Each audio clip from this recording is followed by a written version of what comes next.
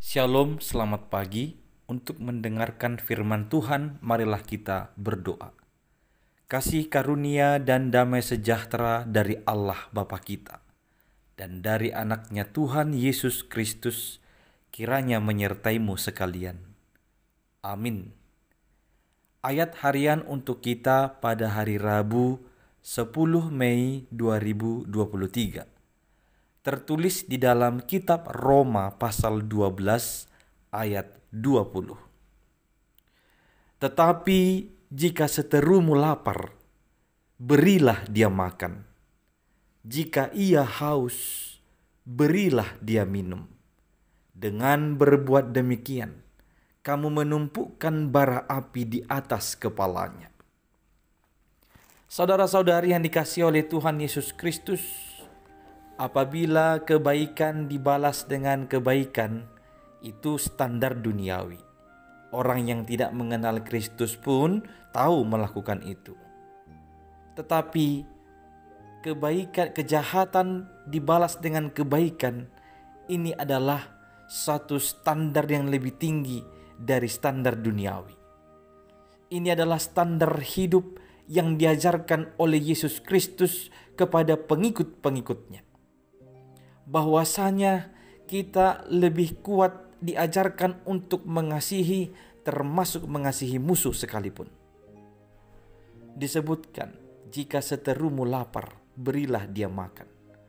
Kalau secara duniawi atau secara manusiawi, jasmani kita ini, jangankan memberi dia makan, bertemu dengan seteru pun kalau boleh dihindarkan. Atau yang lebih parah, mendengarkan namanya disebut pun, mendengarkan suaranya sekalipun, kita sudah merasa kepanasan atau tidak nyaman. Tapi ini lebih dari itu semua. Disebut jika seterumu lapar, berilah dia makan. Ada tindakan membalaskan kebaikan, membuat suatu yang baik kepada musuh. Apabila ia haus, berilah dia minum. Berarti kita diajarkan untuk senantiasa memelihara dan menjamin kenyamanan dan hidup orang-orang di sekeliling kita, termasuk musuh-musuh kita. Kalimat berikutnya di ayat 20 ini, janganlah kita salah artikan menjadi sebuah pembalasan. Ketika disebut, dengan berbuat demikian kamu menumpukan bara api di atas kepalanya. Menumpukan bara api di atas kepalanya ini bukan bermaksud sebuah pembalasan yang menganggap adalah penting menghancurkan musuh. Bukan itu yang lebih utama.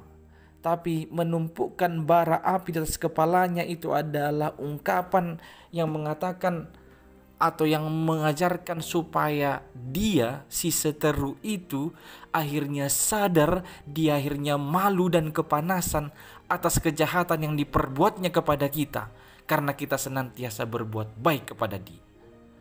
Buatlah malu musuh-musuhmu oleh karena kebaikan yang kau pancarkan kepadanya dalam setiap tindakan.